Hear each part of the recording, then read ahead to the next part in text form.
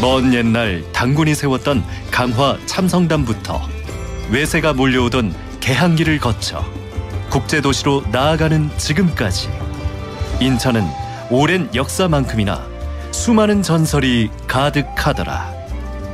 고난이 있고 감동이 있고 이야기가 있는 그 전설들을 찾아 떠나본다. 인천 야구.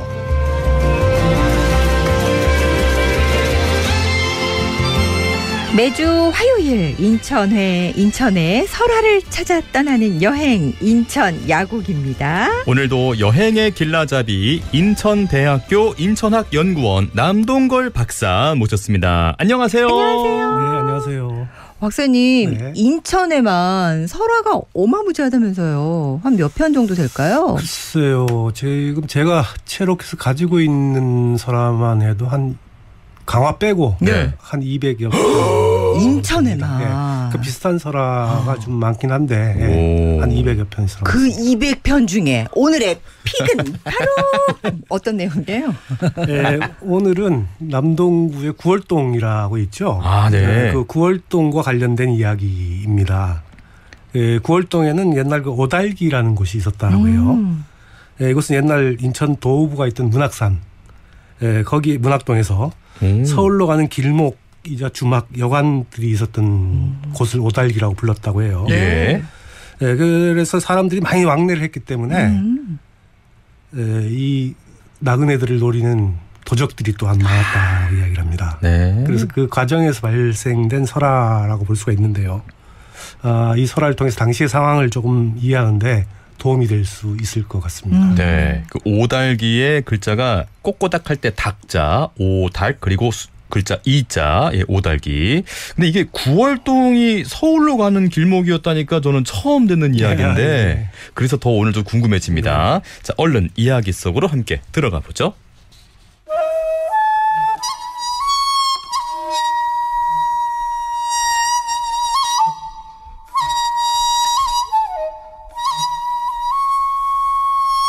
꽃기요 빡빡빡빡빡빡빡 꽃기요 빡빡빡빡빡빡.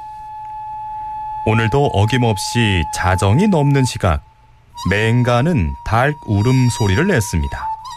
허벅지를 치며 제법 요란하게 새벽 닭의 흉내를 냈습니다. 맹가의 주막에 머물렀던 손님들은 그 소리에 얼른 눈을 떴습니다. 아이고, 새벽 닭이 벌써 우네. 얼른 길을 나서야 되겠다. 바로 이것이 맹가가 구월동 주막거리의 터를 잡은 이유였습니다.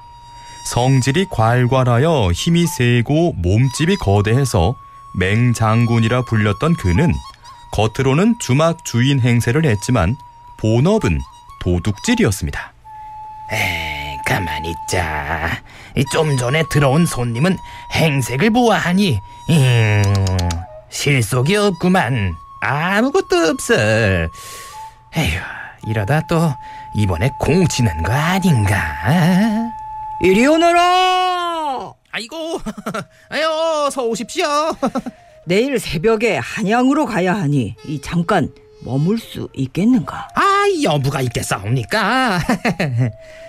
이 손님은 돈이 좀 되겠구만. 이렇게 돈을 가졌거나 돈이 있는 눈치만 보이면 어김없이 다음 날 새벽닭 흉내를 내며 손님을 깨웠습니다.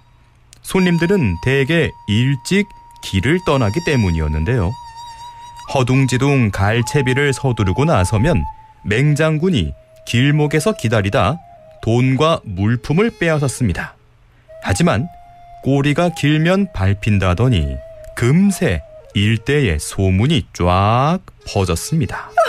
아유, 그 맹장군 이야기 들었어요? 들었지 당연히. 아유. 이번엔 사람이 죽었다지 뭐요. 뭐라고요? 사람이 죽어요?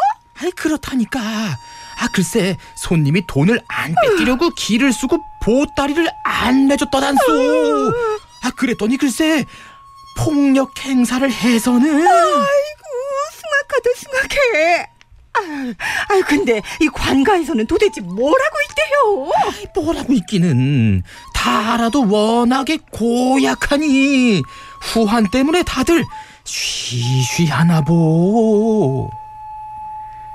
그런데 이 맹가에게는 훌륭하고 영리한 며느리 하나가 있었습니다. 구월동에 사는 오대라는 사람의 딸로 이 며느리는 시아버지인 맹장군의 못된 행실을 마을 사람들로부터 전해들어 잘 알고 있었죠. 너무 치욕스러워. 어떻게 하면 이 악독한 행실을 고칠 수 있을까? 아, 그 방법이 있었지? 마침내 며느리의 머릿속에 꽤 하나가 떠올랐습니다. 시아버지의 비위를 건드리지 않고 손님들이 속아 넘어가지 않도록 하는 방법이었죠. 그런 줄도 모르고 맹가는 또다시 자정이 되자 손님을 속이기 위한 달개 울음소리를 냈습니다. 꼬끼요! 빡빡빡빡빡빡빡. 꼬끼요! 빡빡빡빡빡빡. 순간 며느리의 노래가 들려왔습니다. 달가 달가 우지 마라 맹장군의 인닭이다. 달가 달가. 이 노랫소리를 듣자 잠을 깨어 막 길을 떠나려던 손님들은 맹장군의 의뭉스러운 소행을 눈치채게 되었습니다. 맹장군 역시 며느리가 자신의 소행을 알고 있었음을 부끄럽게 여겨 자신의 소행을 깊이 뉘우치고 다시는 도둑질을 하지 않게 되었다는 전설입니다.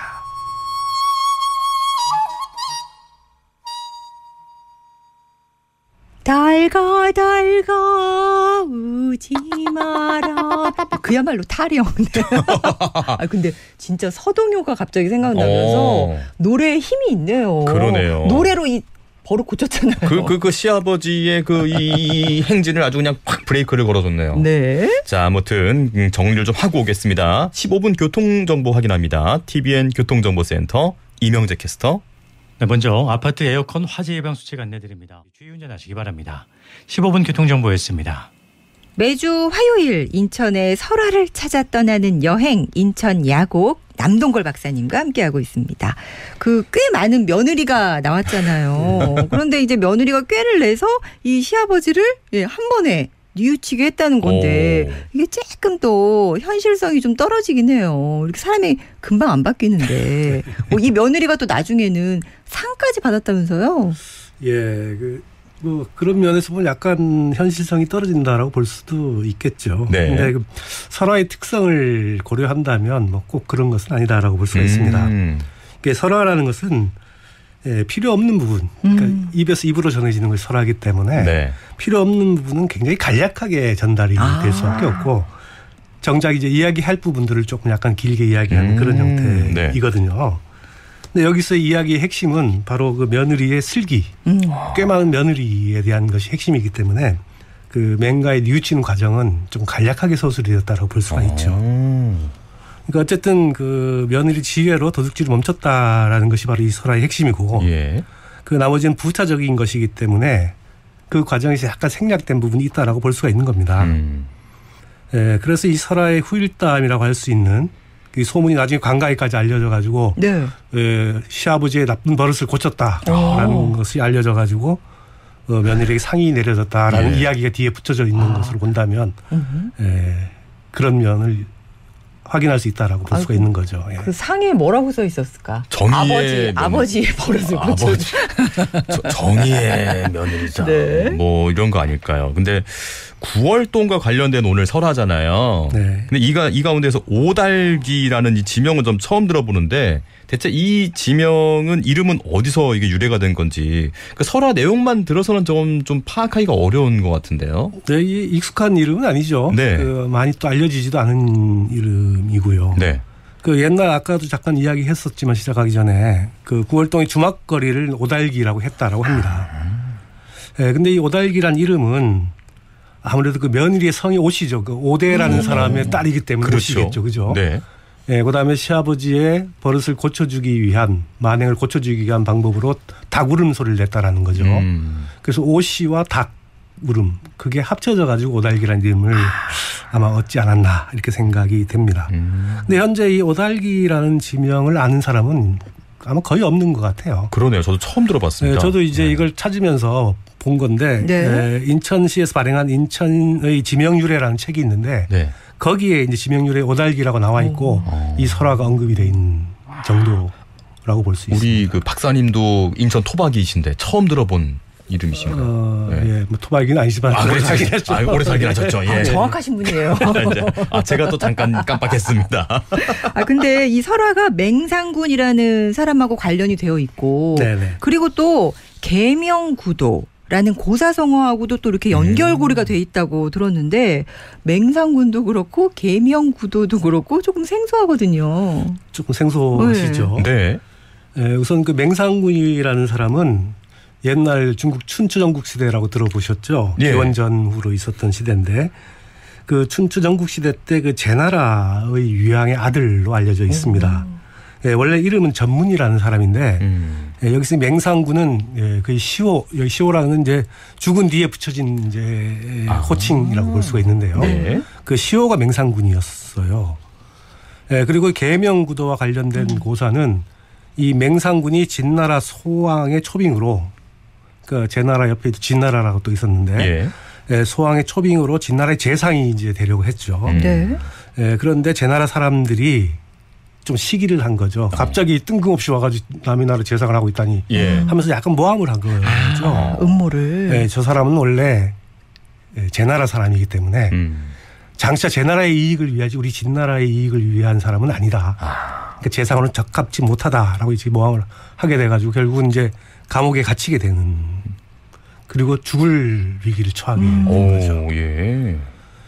그때 이제 자신이 데리고 온 식객이라는 이제 다른 사람들을 식객이라고 하는데 네. 식객 그 데리고 온 식객 중에 특이한 사람이 둘이 있었다고 해요. 네. 하나는 닭울 소리를 잘 내는 사람이 하나 있었고 성대모사. 네. 동물 성대모사. 또 하나는 개처럼 도적질을 잘하는 그런 사람이 있었다라고 하는데 그 위기에서 벗어날 방법을 식객들에게 물어보니까 다른 사람들은 아무 대답을 못했는데 가장 말 속에 있었던 이 두 사람이 도움을 주게 됩니다. 그래가지고 무사히 사지에서 벗어났다는 이야기인데 이야기는 좀 그럴듯하지만 실제로 이 계명구도라는 설화는 현재적인 의미로는 변변치 못한 재주로 천박한 꾀를 써가지고 남을 속이는 사람을 비유적으로 표현한 그런 고사성어라고 볼 수 있습니다. 이 뜻이 그거예요. 계명구도가 닭개자에 울명, 개구, 도둑도. 당시에는 이게 변변치 않은 걸로 이제 했는데 요즘 잘 나가는데 요거 잘하는데 어쨌든 그 하나라도 있으면은 그 쓸 줄 안다고 능력이라고. 근데 이렇게 봤을 때 이 설화는 그 맹씨라는 이 주막집 주인과 맹상군의 공통점 같은 맹이라는 공통점과 달구름 소리와 또 연관이 된다라는 거죠. 그래서 아마 이 계명구도의 고사가 이 설화에 어느 정도 반영이 된 게 아닌가 이렇게 볼 수도 있을 것 같습니다. 그렇군요. 오늘은 진짜 고사성어, 사자성어도 알게 되고 재밌는 것 같아요. 계명구도는 제가 한번 언젠가는 써먹어봐야 되겠습니다. 어디다? 이런 거 잘하니까 언젠가는 또 한번 제가 그런 날이 꼭 왔으면 좋겠어요. 야욕을 품고 있습니다 제가. 네, 오늘도 재밌는 설화 잘 들었고요. 계명구도라는 고사성어도 알게 됐습니다. 오늘도 재밌는 이야기 감사합니다. 감사합니다 박사님. 감사합니다. 준비된 노래가 이런 노래도 있었어요. 정의의 이분인가? 우리 밤톨 PD는 진짜 선곡의 왕자님. 어머머머머머. 네, 강수빈 며느리.